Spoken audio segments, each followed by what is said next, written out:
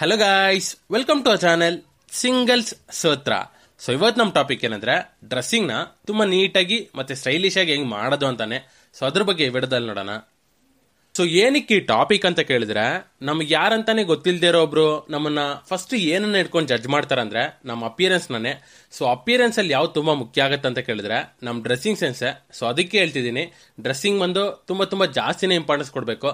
So ಆದಷ್ಟು ಹೆಂಗ್ ನೀಟಾಗಿ ಮತ್ತೆ ಸ್ಟೈಲಿಶ್ ಆಗಿ ಡ್ರೆಸ್ ಮಾಡೋದು ಅನ್ನೋದ್ರ ಬಗ್ಗೆ ಈ ವಿಡಿಯೋದಲ್ಲಿ ನೋಡೋಣ. ಸೊ ಡ್ರೆಸ್ಸಿಂಗ್ ಅಂತ ತಗೊಂಡ್ರೆ ಅದ್ರಲ್ಲಿ ನಾವು ಫಸ್ಟ್ ಗಮನಿಸಬೇಕಾಗಿರೋ ವಿಷಯ ಏನಂದ್ರೆ ಕಲರ್ ಸೆಲೆಕ್ಷನ್. ಯಾಕಂದ್ರೆ ಎಲ್ಲರೂ ಶಾಪಿಂಗ್ ಮಾಡ್ಬೇಕಾದ್ರೆ ಒಂದು ಮಸ್ತಾಗಿರೋ ಡ್ರೆಸ್ನೇ ಒಂದು ಸೂಪರ್ ಆಗಿರೋ ಕಲರ್ನೇ ಚೂಸ್ ಮಾಡ್ತಾರೆ. ಬಟ್ ಆ ಕಲರ್ ಬಂದು ಅವ್ರ ಸ್ಕಿನ್ ಟೋನ್ಗೆ ಮ್ಯಾಚ್ ಆಗ್ತಿದ್ಯಾ ಅನ್ನೋದನ್ನ ನೋಡಲ್ಲ. ಸೊ ನಿಮ್ ಸ್ಕಿನ್ ಟೋನ್ಗೆ ಮ್ಯಾಚ್ ಆಗೋ ತರ ಒಂದು ಕಲರ್ನ ಚೂಸ್ ಮಾಡಿ. ಮತ್ತೆ ನೆಕ್ಸ್ಟ್ ಮುಖ್ಯವಾದ ವಿಷಯ ಏನಂದ್ರೆ ನಿಮ್ ಪ್ಯಾಂಟ್ಗೆ ಅದು ಮ್ಯಾಚ್ ಆಗ್ತಿದ್ಯಾ ಅಂತ ನೋಡ್ಬೇಕು. ಯಾಕಂದ್ರೆ ನೀವು ಅದೆಷ್ಟೇ ಸೂಪರ್ ಆಗಿರೋ ಶರ್ಟ್ನ ಹಾಕಿದ್ರು ಅದನ್ನ ಎತ್ತೋರ್ಸೋದು ಯಾವ್ದಂದ್ರೆ ನಿಮ್ ಪ್ಯಾಂಟ್ ಕಲರೇ. ಸೊ ಎರಡು ಕಲರು ಮ್ಯಾಚಿಂಗು ಕರೆಕ್ಟ್ ಆಗಿರ್ಬೇಕು. ಸೊ ನಿಮ್ ಶರ್ಟು ಮತ್ತೆ ಪ್ಯಾಂಟ್ ಕಲರ್ ಸೆಲೆಕ್ಷನ್ ಅಲ್ಲಿ ತುಂಬಾ ಜಾಸ್ತಿನೇ ಇಂಪಾರ್ಟೆನ್ಸ್ ಕೊಡಿ. ಡ್ರೆಸ್ಸಿಂಗ್ ಅಲ್ಲಿ ನಮ್ ಪ್ಯಾಂಟ್ ಕಲರ್ ಮಾತ್ರ ಅಲ್ಲ, ನಾವು ಯಾವ ಸ್ಟೈಲಲ್ಲಿ ಪ್ಯಾಂಟ್ ನ ವೇರ್ ಮಾಡ್ತೀವಿ ಅನ್ನೋದು ತುಂಬಾ ಮುಖ್ಯ ಆಗತ್ತೆ.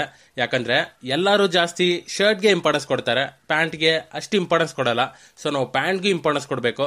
ಸೊ ನಾವು ಯಾವ ಮಾಡೆಲ್ ಅಲ್ಲಿ ಪ್ಯಾಂಟ್ ನ ಹಾಕ್ತಿವಿ ಅನ್ನೋದು ತುಂಬಾ ಮುಖ್ಯ ಆಗುತ್ತೆ.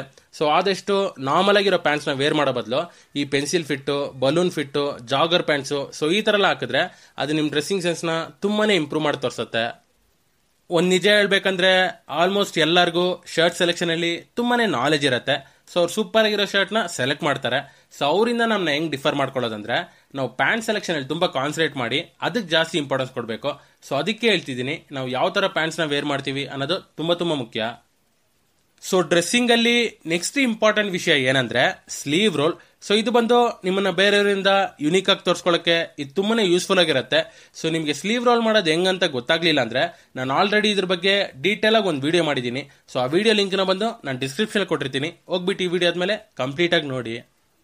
ಮತ್ತೆ ಡ್ರೆಸ್ಸಿಂಗ್ ಅಲ್ಲಿ ನೆಕ್ಸ್ಟ್ ಇಂಪಾರ್ಟೆಂಟ್ ವಿಷಯ ನೀಟ್ನೆಸ್. ಸೊ ನಾವೆಷ್ಟು ನೀಟಾಗಿ ಡ್ರೆಸ್ ನ ಮಾಡ್ತೀವಿ ಅನ್ನೋದು ತುಂಬಾ ಮುಖ್ಯ. ಸೊ ನೀವು ಅದೆಷ್ಟೇ ಸೂಪರ್ ಆಗಿರೋ ಡ್ರೆಸ್ ನ ವೇರ್ ಮಾಡಿದ್ರು ಅದು ರಿಂಕಲ್ ಆಗಿದ್ರೆ ಅದ್ ನೋಡಕ್ ಚೆನ್ನಾಗಿರಲ್ಲ. ಸೊ ಅದಕ್ಕೆ ನಾನು ಯಾವಾಗ್ಲೂ ಹೇಳ್ತೀನಿ, ನಿಮ್ ಡ್ರೆಸ್ ನ ಆದಷ್ಟು ಅಯನ್ ಮಾಡಿ ಹಾಕೊಳ್ಳಿ ಅಂತ. ಸೊ ನೀವು ಒಂದು ಸಾಧಾರಣವಾಗಿರೋ ಡ್ರೆಸ್ ನ ಅಯನ್ ಮಾಡಿ ಹಾಕೊಂಡ್ರೆ ಅದು ನೋಡಕ್ ಅಷ್ಟು ನೀಟಾಗಿರುತ್ತೆ. ಸೊ ಆದಷ್ಟು ನಿಮ್ ನೀಟ್ನೆಸ್ಗೆ ಸ್ವಲ್ಪ ಜಾಸ್ತಿನೇ ಇಂಪಾರ್ಟೆನ್ಸ್ ಕೊಡಿ.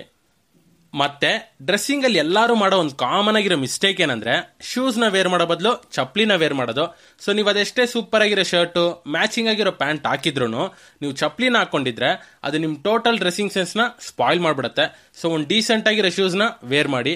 ಸಪೋಸ್ ನಿಮ್ಗೆ ಶೂಸ್ ನ ಹೆಂಗ್ ಸೆಲೆಕ್ಟ್ ಮಾಡೋದು ಅನ್ನೋದು ಗೊತ್ತಾಗ್ಲಿಲ್ಲ ಅಂದ್ರೆ ನಾನು ಬೇಕಂದ್ರೆ ಅದ್ರ ಬಗ್ಗೆ ಒಂದು ಸಪರೇಟ್ ಆಗಿರೋ ವಿಡಿಯೋನ ಮಾಡ್ತೀನಿ. ಸೊ ಸ್ವಲ್ಪ ವೆಯ್ಟ್ ಮಾಡಿ. ಮತ್ತೆ ಡ್ರೆಸ್ಸಿಂಗ್ ಅಲ್ಲಿ ನಾವು ನೆಕ್ಸ್ಟ್ ಯಾವ್ದ್ರಲ್ಲಿ ಕಾನ್ಸಂಟ್ರೇಟ್ ಮಾಡ್ಬೇಕಂದ್ರೆ ಸೈಜ್ ಅಲ್ಲಿ. ಯಾಕಂದ್ರೆ ನೀವು ಅಷ್ಟು ಸೂಪರ್ ಆಗಿರೋ ಡ್ರೆಸ್ ನ ಪರ್ಚೇಸ್ ಮಾಡಿ ಅದನ್ನ ಹಾಕೊಂಡ್ಮೇಲೆ ಅದು ತುಂಬಾ ಲೂಸ್ ಆಗಿದ್ದು ದೊಳ ಅಂತ ಇದ್ರೆ ಅದ್ ನೋಡಕ್ ಅಷ್ಟು ಚೆನ್ನಾಗಿರಲ್ಲ. ಸೊ ಆದಷ್ಟು ಫಿಟ್ ಆಗಿರೋ ತರ ಹಾಕಿ. ಮತ್ತೆ ಇನ್ನೊಂದು ವಿಷಯ, ಫಿಟ್ ಆಗಿರೋರು ಮಾತ್ರ ನಿಮ್ ಡ್ರೆಸ್ ನ ಫಿಟ್ ಆಗಿ ಹಾಕಿ. ಸ್ವಲ್ಪ ತೆಳ್ಳಕ್ಕಿರೋರು 1 ಇಂಚು ಲೂಸ್ ಆಗಿ ಹಾಕಿ. ಸೊ ಅವಾಗ್ಲೇ ಅದು ಚೆನ್ನಾಗಿ ಕಾಣೋದು. ಅದೇ ತರ ಸ್ವಲ್ಪ ದಪ್ಪ ಇರೋರು 1 ಇಂಚು ಲೂಸ್ ಆಗಿ ಹಾಕಿದ್ರೇನೆ ಅದು ಚೆನ್ನಾಗಿ ಕಾಣೋದು. ಮತ್ತೆ ನೆಕ್ಸ್ಟ್ ವಿಷಯ ವಾಚ್. ಸೊ ಯಾವ ತರ ಡ್ರೆಸ್ಗೆ ಯಾವ ತರ ವಾಚ್ ನ ವೇರ್ ಮಾಡಬೇಕು ಅನ್ನೋದು ಗೊತ್ತಿದ್ರೆ ಸಾಕು, ನೀವು ಬೇರೆಯವ್ರಿಗಿಂತ ತುಂಬಾ ಡಿಫ್ರೆಂಟ್ ಆಗಿ ಮತ್ತೆ ಯುನೀಕ್ ಆಗಿ ಕಾಣ್ತೀರಾ. ಸೊ ಅದ್ ಹೆಂಗಂತ ನಾನು ಈ ಒಂದು ವಿಡಿಯೋದಲ್ಲಿ ಹೇಳಕ್ಕಾಗಲ್ಲ. ಸೊ ಅದಕ್ಕೆ ಸಪರೇಟ್ ಆಗಿರೋ ಒಂದು ವಿಡಿಯೋನೇ ಬೇಕು. ಸೊ ಸ್ವಲ್ಪ ವೆಯ್ಟ್ ಮಾಡಿ, ನಾನು ಆದಷ್ಟು ಬೇಗನೆ ಅಪ್ಲೋಡ್ ಮಾಡಕ್ ಟ್ರೈ ಮಾಡ್ತೀನಿ.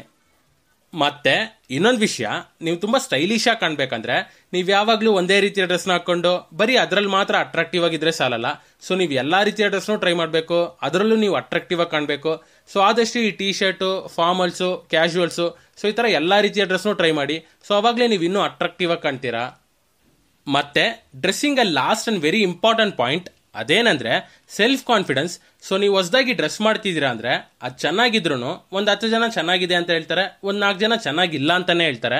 ಸೊ ಆ ನೆಗೆಟಿವ್ ಪೀಪಲ್ಸ್ನೆಲ್ಲ ನೀವು ದಾಟ್ಕೊಂಡೇ ಬರಬೇಕು. ಸೊ ಫಸ್ಟ್ ನಿಮ್ಮನ್ನ ನೀವೇ ನಂಬಬೇಕು, ಇದು ನನಗೆ ಚೆನ್ನಾಗಿದೆ ಅಂತ. ಸೊ ನೀವೇ ಡೌಟ್ ಅಲ್ಲಿ ಇದ್ರೆ ಆಪೋಸಿಟ್ ಅಲ್ಲಿ ಇರೋರು ಇದು ನಿನ್ಗೆ ಚೆನ್ನಾಗಿಲ್ಲ ಅಂತ ನಿಮ್ಮನ್ನ ಈಸಿಯಾಗಿ ನಂಬಿಸ್ಬಿಡ್ತಾರೆ. ಸೊ ಫಸ್ಟ್ ನಿಮ್ಮನ್ನ ನೀವೇ ನಂಬಿ ನಿಮ್ ಡ್ರೆಸ್ಸಿಂಗ್ ನ ತುಂಬಾ ಕಾನ್ಫಿಡೆನ್ಸ್ ಇಂದ ಮಾಡಿ. That's all guys. ವಿಡಿಯೋ ಇಷ್ಟ ಆಗಿರುತ್ತೆ ಅಂತ ನಂಬ್ತೀನಿ. ಸೊ ಇಷ್ಟ ಆಗಿದ್ರೆ ಲೈಕ್ ಮಾಡಿ. ಮತ್ತೆ ನೆಕ್ಸ್ಟ್ ನಿಮ್ಗೆ ಯಾವ ಟಾಪಿಕಲ್ಲಿ ವಿಡಿಯೋ ಬೇಕು ಅನ್ನೋದನ್ನ ಕಮೆಂಟ್ ಮಾಡಿ. ಮತ್ತೆ ಚಾನಲ್ಗೆ ಸಬ್ಸ್ಕ್ರೈಬ್ ಮಾಡೋದನ್ನ ಮರಿಬೇಡಿ. See you.